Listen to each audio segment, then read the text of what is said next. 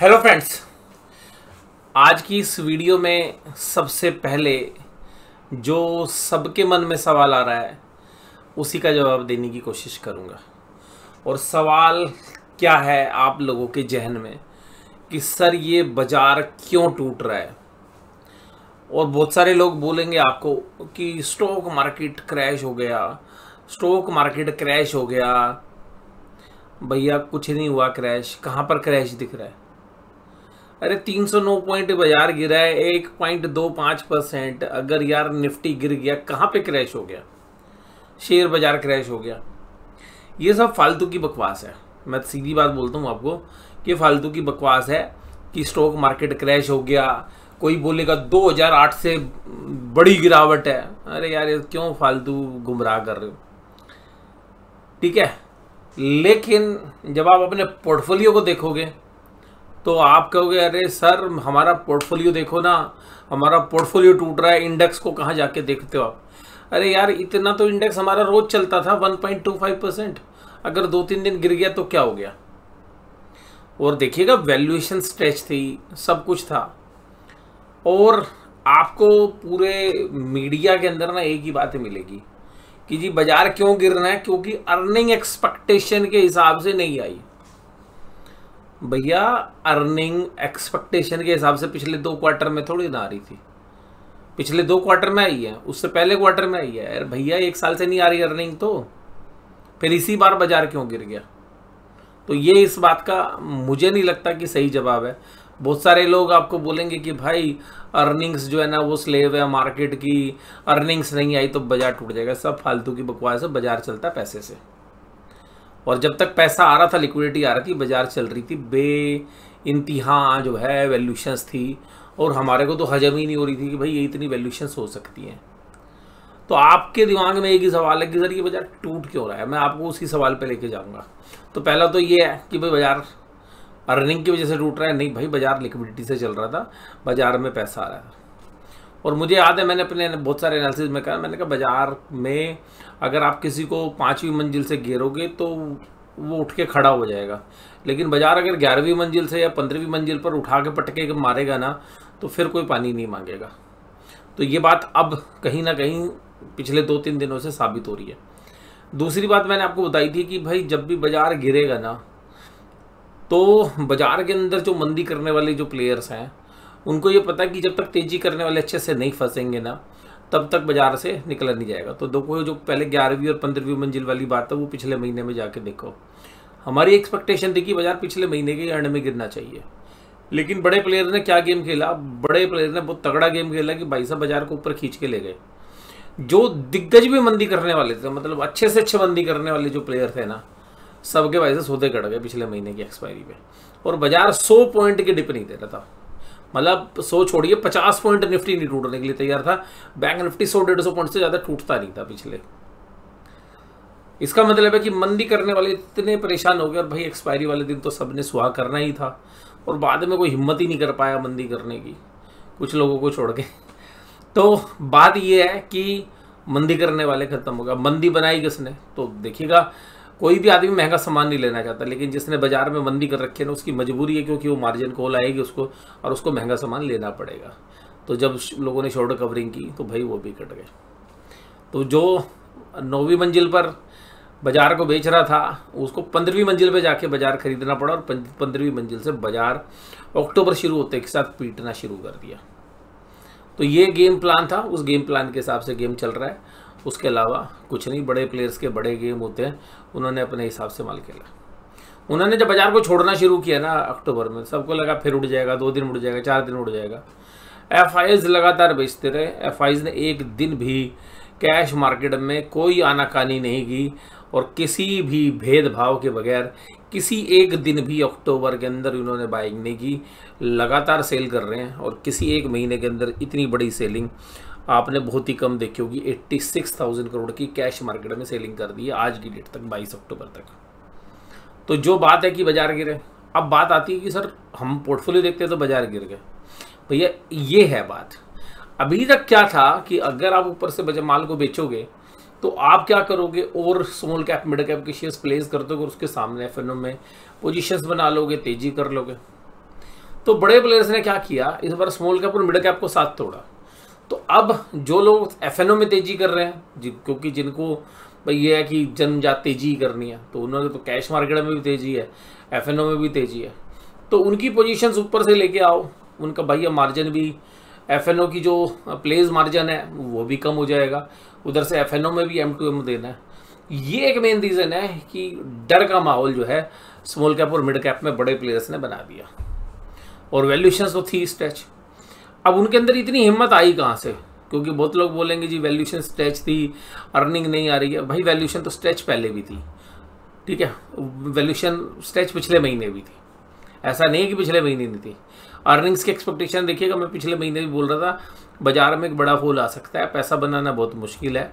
और मैंने खुद भी बोला था कि भाई मैं अपने पिछले 5-7 साल के सबसे लोएस्ट वैल्यू जो है मेरे इक्विटी पोर्टफोलियो में, क्योंकि मुझे कुछ समझ में नहीं आ रहा कि भाई इतनी महंगी वैल्यूएशंस पर आप क्यों लें।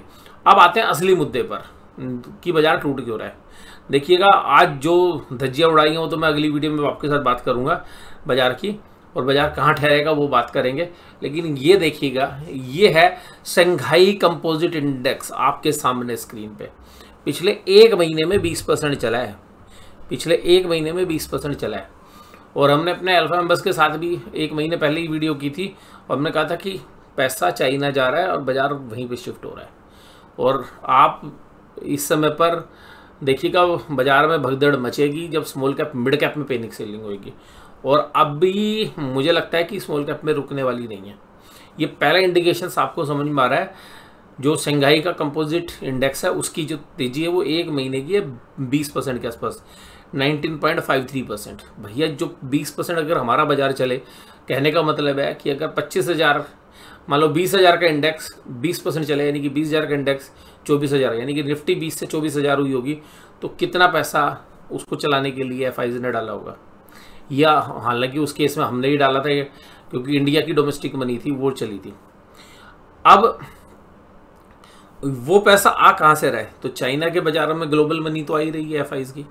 उसके बाद देखिएगा जो सेंजैक जो इंडेक्स है, SZSE जो दूसरा इंडेक्स है वो चला है पिछले एक महीने में 30%। उसके बाद देखिएगा हैंगसेंग जो कि जहाँ पे चाइना का कंट्रोल है वो चला 12%। उसके बाद चाइना A50 जो फाइनेंशियल्स के शेयर्स हैं चाइना के वो चले 20%। भाई जब चाइना के सारे बाजारों में पैसा आ रहा है तो पैसा आ कहाँ से रहा है, आप खुद सोच के देखिए। तो वो पैसा निकल रहा है इंडिया से, और क्या ये पैसा अभी जल्द लौटेगा, मुझे उम्मीद कम है। क्योंकि जो भी हम अभी तक स्टडी कर रहे हैं, जो पढ़ रहे हैं चाइना के बारे में, जो आउटलुक है वो चेंज हो रहा है और ग्लोबली चेंज हो रहा है। तो जो एफआईआईज अपना पैसा इंडिया में लगा के बैठे थे, एक हायर वैल्यूशंस के ऊपर भी, बहुत महंगी वैल्यूशंस थी, उस वैल्यूशंस पे भी लगा के बैठे हुए थे, वो इसलिए लगा के बैठे थे उनको कोई दूसरी अपॉर्चुनिटी नहीं दिख रही थी। और मैं पीछे भी अपनी वीडियो में बोलता रहूं कि जिस दिन भी एफआईआईज को दूसरी बेस्ट अल्टरनेटिव नज़र आ गया, उसी दिन उठा के ना भाई साहब हमारे बाजार को ठोक देंगे, और वो पल अब आ गए। तो आपने देखा कि ये जो है घड़ी आ गई है। अब ये पैसा जो है एफआईआईज का मूव करता है एक कंट्री से दूसरी कंट्री, एक असेट्स क्लास से दूसरी असेट्स क्लास में, तो ये उनके लिए कुछ भी नया नहीं है। हो सकता है 2 महीने बाद, 3 महीने बाद, नए साल में पैसा हमारे पास फिर आए, बट अभी हाल फिलहाल में कोई उम्मीद नहीं है। तो स्मॉल कैप और मिड कैप के अंदर गिरावट अभी और जारी रहेगी। और मुझे पर्सनली ऐसा लगता है कि मैं स्मॉल कैप इंडेक्स को देखूं तो देखिएगा ये स्मॉल कैप इंडेक्स है, एक दिन का चार्ट है। अगर हम ये एक वीक का चार्ट देखें तो मुझे ऐसा लगता है कि जो स्मॉल कैप इंडेक्स है, ये जो एक गैप बन रखा है 49,000 के आसपास, तो यहाँ से भी small cap mid cap index जो है आने वाले 1 से 2 महीनों के अंदर बड़े आराम से 10% तक का जो है डिप दे सकता है। उसके बाद एक मेजर फॉल जो है, जैसे हमारे बजट के टाइम पे आया था, तो हो सकता है कि ये जो फॉल है बाद में 15-20% तक भी जा सकता है। तो सबसे बड़ा जो अब कल्प्रिट बनना है वो बनना है स्मॉल कैप और मिड कैप इंडेक्स, जहाँ पे सबसे हैवी सेलिंग अभी होनी बाकी है। इंडेक्स में हो सकता है कि थोड़ी बहुत गिरावट अभी और 4-5% और गिर जाए हमारे इंडेक्स, निफ्टी बैंक निफ्टी, लेकिन जो पैसा है ग्लोबली चाइना में मूव कर रहा है, और ये वो इंडेक्स से तो पैसा निकल ही रहा है, लेकिन इंडेक्स से कहीं ज़्यादा जो है स्मॉल कैप से निकल रहा है। अब स्मॉल कैप में सेलिंग क्यों आएगी, और अभी तक देखिएगा जो हमारे HNI इन्वेस्टर्स थे और जो रिटेल इन्वेस्टर था वो हर डिप को बाय करता था। तो हर डिप पे माल दे दिया एफआईज ने, और एफआईज कह रहा भैया तू माल पकड़। अब जो एफआईआईज माल दे रहे हैं उसके सामने जो डीआईज की मनी है वो तो आती रहेगी। अभी तो म्यूचुअल फंड्स का भी पैनिक आ सकता है कि जो लोग कहेंगे यार मेरे तो पैसे यार म्यूचुअल फंड में अच्छे बन रहे थे मेरे, अगर 3 महीने 4 महीने पैसे नहीं बनेंगे तो वहाँ से भी सेलिंग आएगी। तो जो स्मॉल कैप मिड कैप की जो सेलिंग है, अगर रिटर्न्स नहीं बनते हैं 10 दिन 15 दिन महीने 2 महीने अगर स्मॉल कैप इंडेक्स नहीं चलता, तो फिर एक उसका दूसरा इफेक्ट आएगा कि वो भी वहाँ पे सेल ऑफ शुरू हो जाएगा। तो अल्टीमेटली मैं स्मॉल कैप के अंदर तो अभी भी बहुत ज़्यादा बेरिश हूँ, और मुझे लगता है कि स्मॉल कैप इंडेक्स अभी भी बहुत ओवर वैल्यूड है, मिड कैप इंडेक्स भी बहुत ओवर वैल्यूड है। निफ्टी सेंसेक्स पे हमारी जो राय है वो थोड़ी सी ट्रेडिंग वाली है, वहाँ पे एक दूसरा व्यू हमें लगता है, गिरावट अभी वहाँ पर भी बाकी है, मुझे अभी ऐसा पसंद नहीं लगता है। बट स्मॉल कैप और मिड कैप के अंदर तो ऐसा समय यहाँ से बचकर निकलने का समय जो है लगता है। लेकिन मैं फिर भी कहूँगा भैया कोई भी सेल करे, परचेज करे, अपने फाइनेंशियल एडवाइजर से सलाह लें। स्टॉक मार्केट रिस्क से भरा हुआ है, और लिक्विडिटी अगर इधर मूव करेगी तो दूसरे सर्कमस्टांसेस भी हो सकते हैं। बट अभी जो वर्तमान में परिस्थिति है, ये कोई आपको बोले कि जी अर्निंग नहीं आ रही, भाई अर्निंग पहले भी नहीं आ रही थी, वैल्यूशंस आई हैं, वैल्यूशंस आई पहले भी थे। इंडिया में सट्टा चल रहा था, सट्टा चल रहा है, वो जो सट्टे वाली बनी है वो रिस्क में आ गई है। और ये मैंने आपसे पिछले हफ्ते भी कहा था कि भाई साहब इस बार सट्टे वाली मनी जो स्पेकुलेशन मनी है वो बड़े रिस्क पे, रिटेल बड़ी चिंतित है इस बार, और उसका भी जो असर आपने देखा। और अभी मुझे नहीं लगता स्मॉल कैप मिड कैप संभलने वाला है। बीच बीच में देखिएगा बाउंस आते रहेंगे, लेकिन वो बाउंस शायद सस्टेनेबल ना हो। और हमने हिस्टोरिकली भी ऐसी जो है सर्कमस्टेंस देखी है। बट मेजर रीज़न मुझे जो समझ में आ रहा है कि भाई लिक्विडिटी जो कैश था वो एफआईआईज का चाइना शिफ्ट हो रहा है, और चाइना के इंडेक्स 20% चल रहे हैं, और हमारा इंडेक्स जो है अभी तो 5-7% टूटा है। तो क्योंकि हमारी डोमेस्टिक मनी बहुत मजबूत है, लेकिन डोमेस्टिक मनी भी तब तक मजबूत रहेगी जब तक रिटर्न्स आती रहेंगी। तो एक रिस्क जो सबसे बड़ा है वो ये है कि जो रिटेल इन्वेस्टर्स अगर उसके पैसे बनने बंद हो गए, उसका जो इन्फ्लो है म्यूचुअल फंड्स के माध्यम से या इंश्योरेंस कंपनीज के माध्यम से या पेंशन फंड्स के माध्यम से, वो अगर थोड़ा सा रुकेगा तो प्रोटेक्ट करना थोड़ा सा मुश्किल हो जाएगा। और दूसरा स्मॉल कैप मिड कैप में सेल ऑफ जो है रिटेल इन्वेस्टर्स की तरफ से, चेन्नई इन्वेस्टर्स की तरफ से भी शुरू हो सकता है। आज की इस वीडियो में बस केवल इतना ही। दूसरी वीडियो में मैं आपके साथ चर्चा करूँगा बाजार कैसा, अभी हमें लगता है कहाँ पर बाजार रुकेगा, टेक्निकली भी हम देखने की कोशिश करेंगे। और क्योंकि हम अभी मंथली एक्सपायरी में जाएंगे, तो अभी किस तरीके का आसार हमें लगता है उसके लिए आप दूसरी वीडियो का इंतजार करिए। वीडियो देखने के लिए धन्यवाद। Thank you very much.